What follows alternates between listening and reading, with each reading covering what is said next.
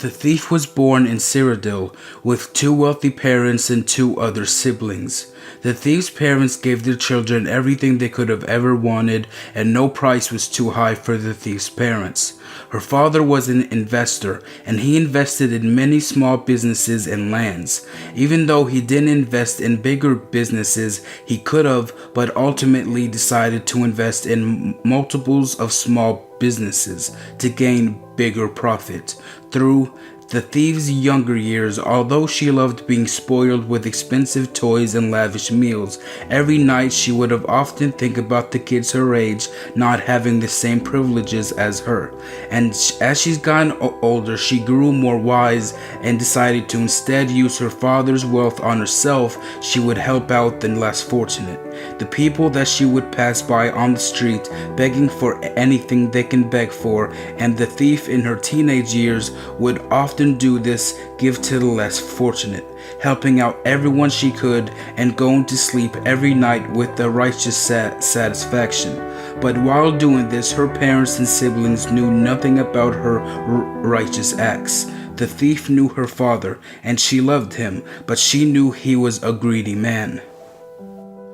Although not greedy towards his family, he believed that hard work and enough willpower to work hard, you can be wealthy as well. But the thief didn't share her father's beliefs. She would often talk to the family she would give money to, and she found out through many conversations with different families how wrong the way her father's train of thought really was.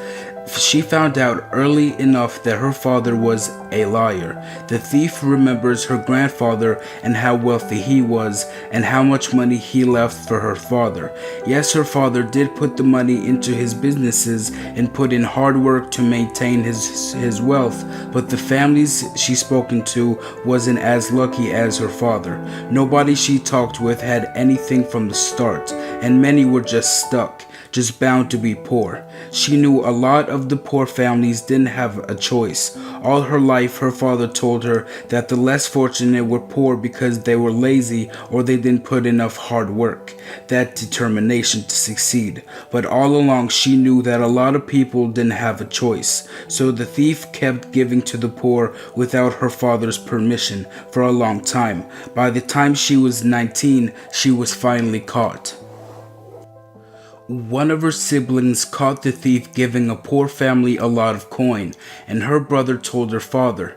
That night when everyone was eating their lavish meal at dinner time, her father brought the subject up. Why do you give my hard-earned money to those layabouts? The thief, angered at her father for calling the less fortunate layabouts, she raised her voice at him and said, "Why do you care? You can make the coin back any day. I'm just trying to help people in need." Then her father said, "No, child. Those people, those scum, don't deserve anything given to them. If they want wealth, then they will get off their lazy behinds and work for it." The thief, angered to the full extent, shouted, "I don't care. I'm still going to do what's right, and you can't stop me." Her father's face turned red. His face flushed with anger, got up from his chair, grabbed the thief by her arm, and escorted her out the front door. "You are banished, child. You are a disgrace, not just to me but this entire family. Go now. Go and see how you're going to help the poor now." The thief stood there by the front door of her father's big house, shocked, and after a couple of seconds started crying. "What have I done? What have I done?" she cried. But after a couple of minutes standing by the house crying, she wiped her tears with pride and walked away from the house. "I don't need you," she said. "I'll find my own way to help the poor and take care of myself." While walking down the dark street a couple of minutes away from her house, a man in a rogue-looking outfit stepped out of the shadows, and he asked, "What's a young girl like you doing at this late in this time of night?" The thief, slightly hesitant to talk to the mysterious-looking man, she said, "None of your business," and started cautiously walking away slowly. Then he said, "I know who you are. You're the girl helping the poor with her father's coin." She stopped out of curiosity and asked, "How do you know me?" He said, Everybody knows your father. He's a wealthy man. Everybody respects him, but I don't. The thief asks, why do you don't respect my father?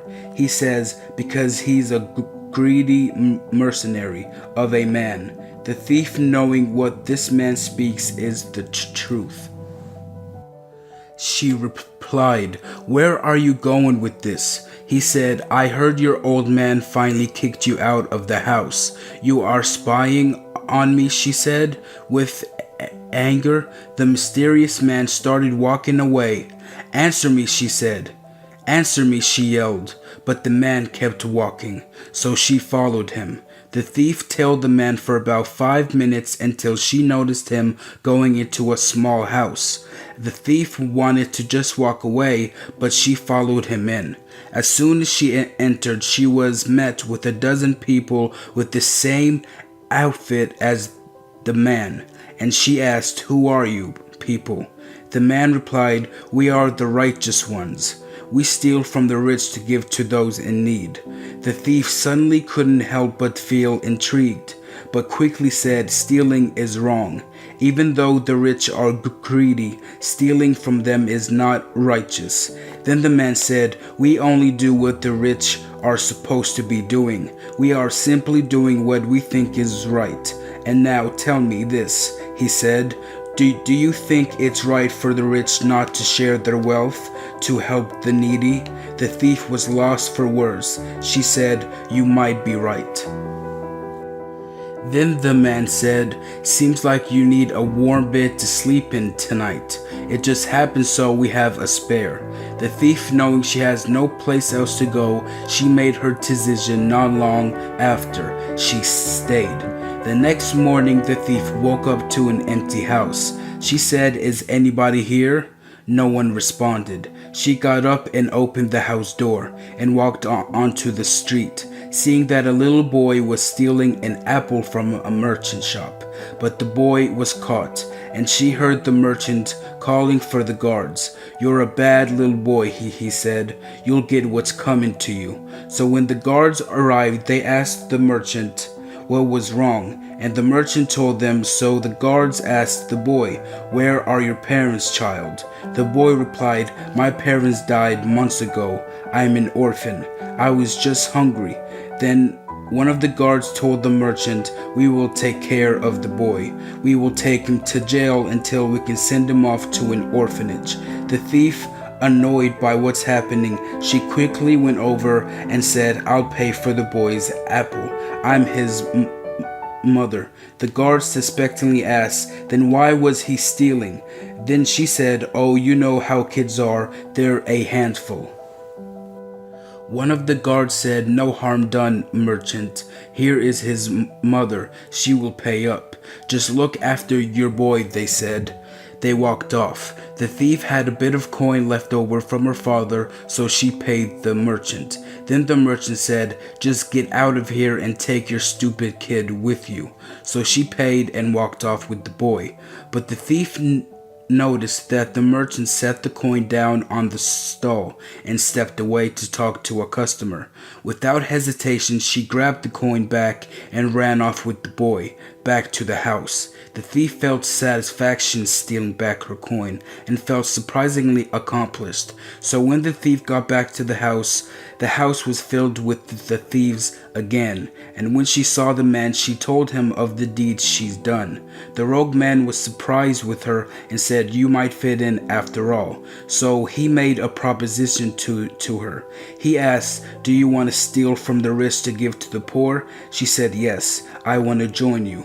But he said, sorry, we don't have the resources to train a new thief, but I know of a group of thieves in Skyrim who could. The thief said, okay, I'm listening. The rogue man gave her a coin pouch and the papers for a horse. He said, travel to Skyrim, then go to Riften and meet with a man named Brynjolf. He'll take care of you. The thief, having no desire to cry to her father for forgiveness, she agreed. So she made the necessary preparations that night and left in the morning. After a long time traveling across Cyrodiil, sleeping in inns she finally made it to Skyrim's teleporter and saw the Imperial army fighting with a rebellion, she assumed. By the time she made it to the entrance of the border, the Imperials captured the rebellion and she was mistaken for one of them and was captured as well and carted off to Helgen.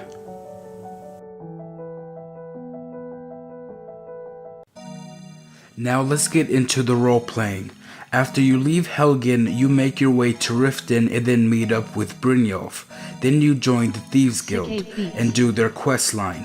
And after you do the quest line, do the main quest line until you meet up with the Greybeards and then fast travel to Riverwood. Then you'll be attacked by Mirak's cultists. After killing them, loot their bodies for a note. And that should start the Dragonborn DLC, leading you to Solstheim.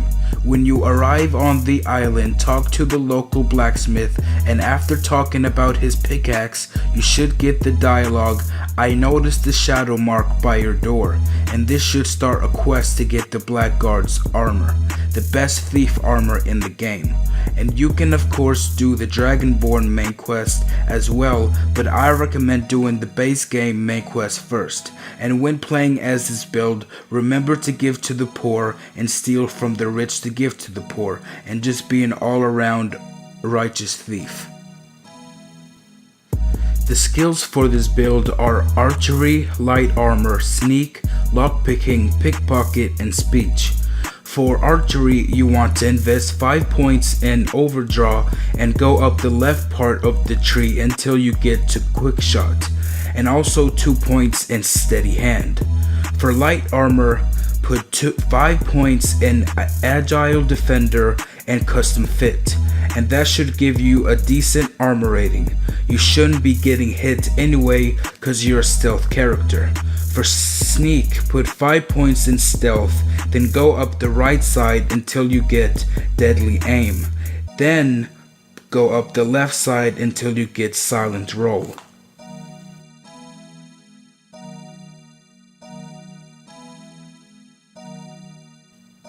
Now lockpicking. You want to go all the way up the tree until you get expert lockpicking, then get locksmith and unbreakable. Also get quick hands. For pickpocket, put 5 points in light fingers and go up the middle until cut purse, and that's it. And finally, now for speech, just put 5 points into haggling. That's all that is needed for this build. The stat spread is 3-to-1 health and stamina. Now let's talk about the gear. Doing the Thieves Guild questline will give you access to early Thief's armor set, and when finishing the questline, the Guild Master's armor set. And during the Thieves questline, you'll get access to the Nightingale gear. You just want the bow. Of course you can use the armor, but I wouldn't recommend it for this build. And then of course the Blackguard's outfit in Solstheim, the armor I'm wearing. You also want the Lore Stone for magic resistance. Thanks guys for watching this video. Please hit the like button and share it, and hit subscribe for more Skyrim content. Thanks.